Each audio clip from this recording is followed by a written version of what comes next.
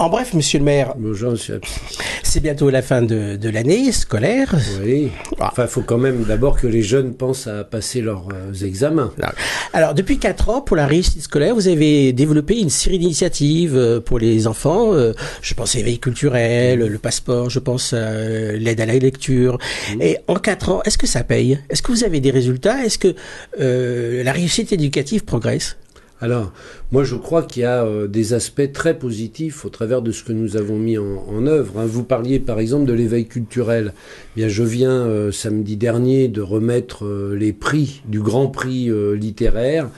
Pensez qu'au travers de cette action, les enseignants et nos bibliothécaires donnent envie à tous nos enfants, tous nos jeunes, dans les maternelles, dans les écoles élémentaires, de lire, de s'exprimer. Je trouve que c'est des résultats tout à fait intéressants. J'entends bien, vous m'expliquez que vos initiatives se passent bien. Mais ma question, initiatives avec les enseignants. Ma question c'est, est-ce que ça paye? Est-ce que vous voyez, ça se traduit en résultats positifs? Est-ce qu'il y a des résultats scolaires positifs? Oui, il y a des résultats scolaires positifs. Alors après... évidemment, savoir exactement comment cela évolue, il faudrait que l'éducation nationale nous donne un certain nombre d'éléments. Par exemple, est-ce que les résultats au brevet sont meilleurs? Oui, les résultats au brevet sont meilleurs, mais en même temps, il faut rester relatif dans nos appréciations. C'est-à-dire que d'une part, les résultats sont meilleurs, mais d'autre part, on a quand même 25% des jeunes qui sortent du système scolaire sans formation initiale. Il y a encore du travail. Tout à fait. Est-ce que les évaluations qui se font en cours d'année, vous rendent optimiste ou vous dites qu'il faut relever les manches? J'ai pas d'éléments précis sur les évaluations de cette année, mais oui, ça me rend optimiste parce que les mesures prises apportent une certaine efficacité, mais on est loin d'être au bout de nos peines dans ce domaine, ne serait-ce que parce que la ville peut accompagner sur un certain nombre de questions l'éducation nationale et les enseignants, mais qu'il faut en même temps que l'éducation nationale prenne toutes ses responsabilités. Un exemple, oui. On vient d'aller en délégation avec les parents d'élèves parce que on a 3 écoles où il y a eu de très gros problèmes de remplacement en cours d'année. Vous pouvez mettre en avant tous les dispositifs que vous voulez. Les profs manquent. Rien ne peut remplacer l'enseignant. Je le dis parce qu'on a décidé avec les parents d'élèves qui sont maintenant structurés au niveau local et tant mieux d'être très vigilants pour la rentrée prochaine sur ces questions. Alors, bientôt les vacances et avant cette rentrée scolaire, il y a les centres de vacances à Gennevilliers comme dans beaucoup de villes. On a plus de 700 enfants et jeunes qui partent cet été dans nos centres de vacances. Dans ces centres de vacances, monsieur le maire, est-ce qu'on peut être animateur et musulman pratiquant? Vous voyez très bien ce que je veux dire. L'année dernière, vous avez estimé que 4 animateurs ne remplissaient pas les conditions de travail en toute sécurité. Et dans un premier temps, ces 4 animateurs ont été licenciés. Parce qu'ils pratiquaient le jeûne. Je tiens à redire, ils n'ont pas été licenciés, ils ont été suspendus, ils ont été rémunérés, mais c'est pas le fond du problème. Voilà. Alors le fond du problème, c'est est-ce qu'on peut faire le ramadan? Est-ce qu'on peut jeûner et être animateur à Gennevilliers? Oui. Simplement, l'année dernière, parce que nous avons la responsabilité de ces 700 enfants. Pendant l'été, nous avions préféré discuter de ces questions parce que le ramadan tombait pendant l'été. Ce qui est encore le cas cette année. Ce qui est encore le cas cette année, pour que, sans aucune hypocrisie, nous laissions plutôt la préférence aux animateurs pour encadrer les centres de vacances dans le mois où ils ne faisaient pas le ramadan, s'ils souhaitaient le faire.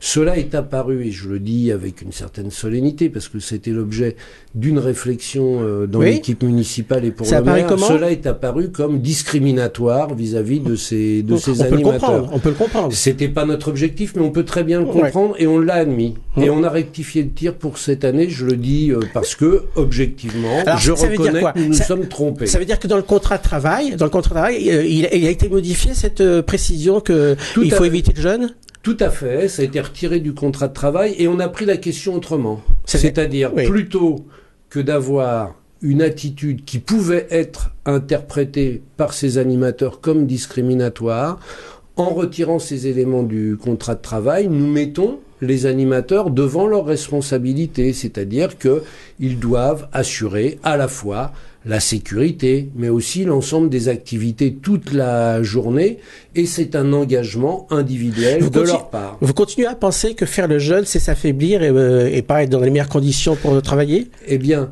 on en laisse la responsabilité d'appréciation à chacun. C'est peut-être vrai pour certains, c'est pas vrai pour d'autres.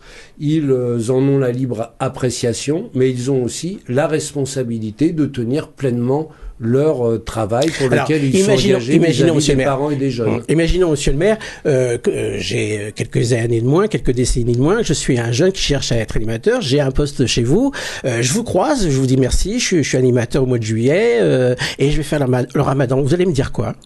Je vais vous dire simplement, pensez, monsieur Absi, que en devenant animateur en centre de vacances, vous avez la responsabilité de la sécurité, de l'activité des enfants, de leur lever. Donc il faut mieux que je sois en forme. Il faut mieux que je sois en forme. Donc faut être en forme, faut être disponible pendant toute cette période.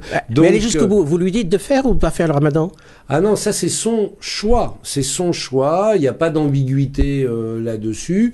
Bien sûr, nous sommes responsables que globalement l'ensemble du centre se passe tout à fait correctement, que l'enfant ou le jeune y trouve beaucoup de plaisir et d'intérêt, et évidemment nous serons vigilants dans l'activité professionnelle de tous les animateurs, quelle que soit leur religion ou qu'il n'ait pas de religion. Il n'y a pas d'ambiguïté, nous avons tiré les enseignements de ce débat de l'année dernière.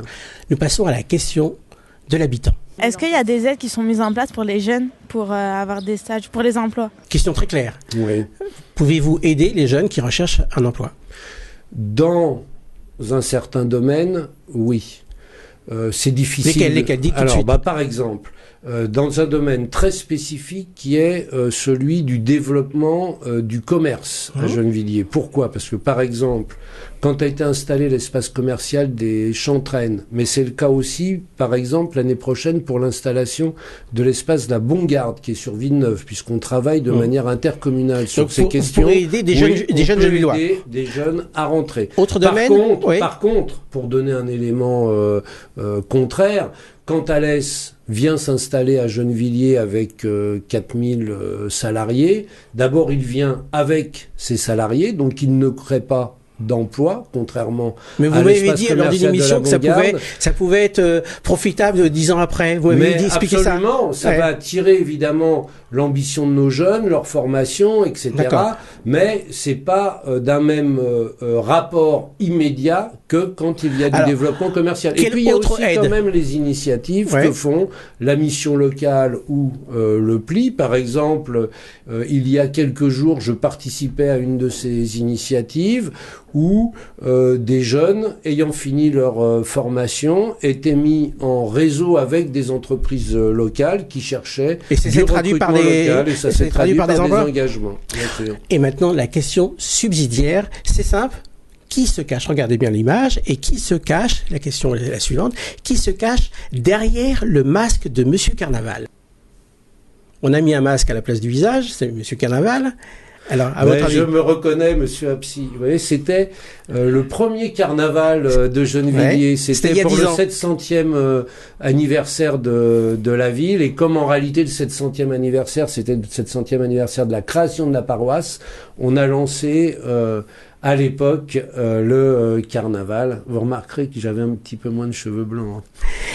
Au carnaval qui va venir, vous allez vous déguiser ? Oh, je vais participer à la fête, comme d'habitude, bien sûr. On arrête là, on se retrouve dans 2 semaines pour la dernière émission. La dernière parce que, d'abord, il y a les vacances, et à la rentrée, nous serons trop proches de la période dite électorale, et nous souhaitons pas, nous préférons éviter la confusion des genres. À bientôt. À bientôt, monsieur Absi.